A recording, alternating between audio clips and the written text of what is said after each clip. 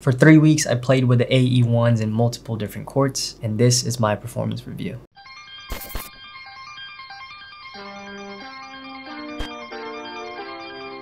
Welcome back to the WearTesters YouTube channel. My name is Alan, and today we are focusing on the AE1 basketball shoes. This is Anthony Edwards' first signature shoes from Adidas. The positive features that did stand out for me are the shoe's stability and its comfortable cushion. I did have a few minor complaints about it. I had problems with the lacing system. I experienced some toe soreness from the material. I could also understand why the weight can be a problem for some people. But ultimately, I think the pros outweigh the cons. This will be a very strong contender for one of the top shoes of the year. For the traction setup of these shoes, it does have a translucent outsole, and it also has this nice herringbone traction pattern to it. We love herringbone because it is the most reliable traction pattern. It's tried and tested. Overall, the traction performance of the shoe is great, but it did take some time to warm up. When I first played with these shoes, I played in a really dusty court. This shoe just was inconsistent in that floor the first time around. On some parts it was good, but a lot of the times I was slipping. Fortunately, after that first session, I took it to other courts, clean and dusty,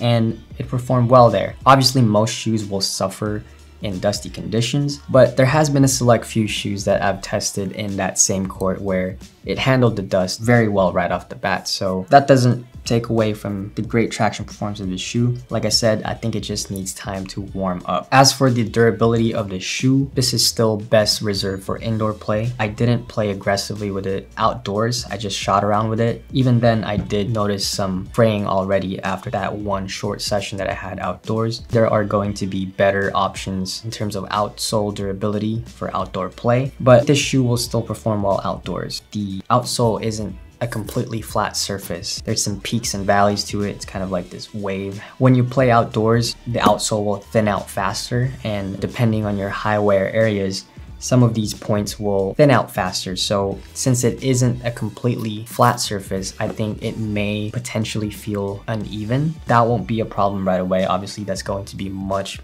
later down the line, but I think it will come up faster if you play aggressively and frequently outdoors. Not only was the cushion comfortable, it also helped with the stability of the shoe. The AE1s are equipped with full-length Jet Boost. Jet Boost is the same ETPU material as original Boost, but the only difference is that the pellets are much smaller. Because the pellets are much smaller, and when you pack them, the cushion provides a less squishy feel, but a more responsive and springier feel. So your foot won't sink in as much into the cushion. The thing that I most appreciate about the Boost is one, of course, it's comfortable, but more importantly, I really like how it handled impact protection, especially in the heel and midfoot parts of the shoe. The cushion does become thinner in the forefoot part of the shoe. I would say that the impact protection in the forefoot is more than decent enough. It does feel low to the ground, so the court feel is great, but because that cushion is Boost, it has a better advantage than other low to the ground shoes that may otherwise have something like EVA underfoot. There was one instance where I landed pretty hard on my forefoot area after a layup. I felt the impact kind of vibrate through my foot. That was probably the only time where I wish the impact protection was better in the forefoot, but for the majority of my testing period, I really felt like the impact protection in the forefoot was enough. If you're just someone who is heavier or stronger, then you may find the impact protection in the forefoot to be just okay. Most people will really appreciate the slight bounce that this Jet Boost has. The Boost here is also caged throughout, but it does have these cutouts here on the outsole, so that allows it to expand a little bit. Additionally, there is that full-length torsional plate, so that contributes to that springy feel that this cushion setup will provide. The insole isn't that great. The good thing is it's removable, so you can just take it out, put your insole of choice, and that will complement the already great cushion setup that this shoe has. Some of you may be asking which one feels more comfortable. Is it this one or the Harden Volume 7? I think it's pretty close. When you're choosing between the two shoes, I think the biggest aspect would probably be the materials and the weight of the shoe. The materials of the AE1s is probably the aspect that will make it or break it for most people depending on their preferences. The most important material piece of the shoe, it is this TPU piece that wraps all the way around the shoe. Now, this piece has its pros and cons. The fact that it is equal on both sides of the shoe makes the shoe feel even more stable. In other shoes, most of the pieces are isolated pieces that help with lateral movement. But the problem with those isolated pieces is that sometimes they can poke into people's feet. But since this is this one whole piece that wraps around and it kind of goes up high, this whole piece simplifies the lateral and medial support of the shoe.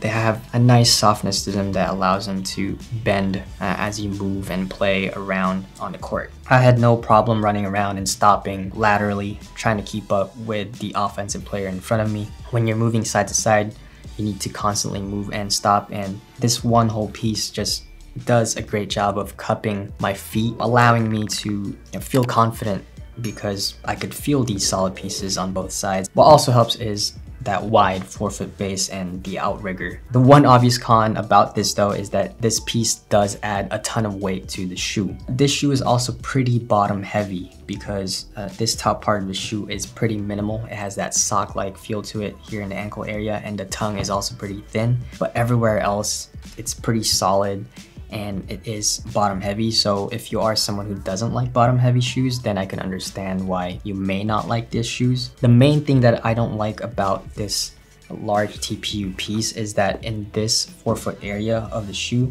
it gave me some toe soreness. When I would flex that forefoot part of the shoe, these areas right here would dig into my feet. When you look at the Harden Volume 7, the puffer vest materials on both sides cut off before the toes, and then you have that independent toe cap. So when you forefoot flex, nothing's digging into my toes.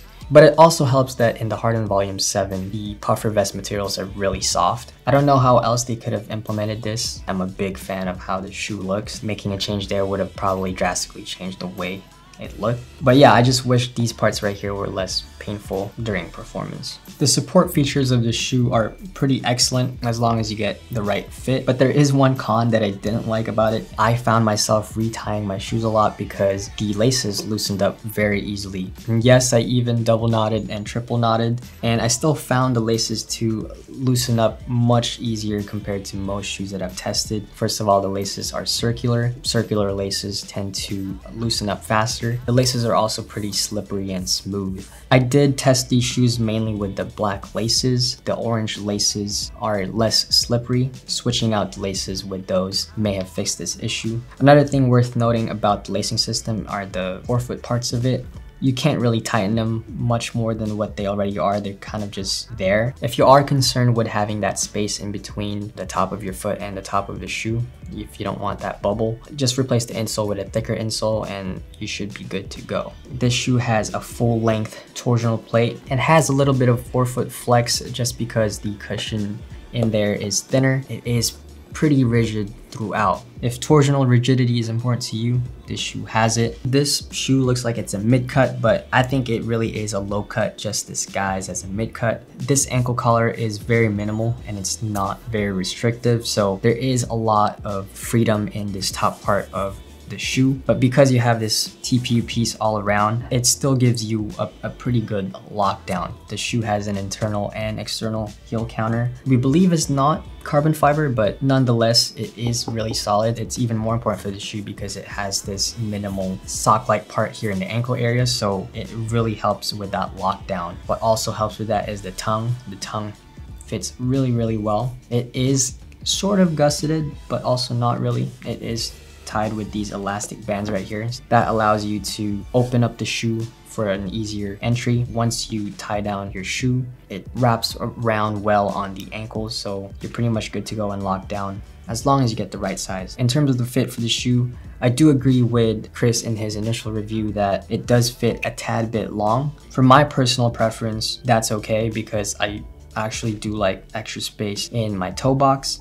But if you are someone who likes a one-to-one fit, if you want your toes exactly touching the forefoot area of the shoe, then going down half a size may be worth exploring. It fits regularly in the midfoot area. It may not be as narrow as you may think just because of the way it looks. For most people, going true to size will work, but it is worth exploring going down half a size. That is about it for my performance review of the AE1 basketball shoes. It's kind of a perfect storm for Anthony Edwards. He's playing really well. His team is playing really well. He's a very charismatic person, very fitting for a superstar in the making. The marketing for the shoe was also very bold. There's a lot of favorable factors, but I think its performance itself will carry itself to becoming one of the top choices for most people. Thank you again, as always. Have fun playing basketball out there, wear your shoes, but stay safe, and I'll see you again on the next performance review.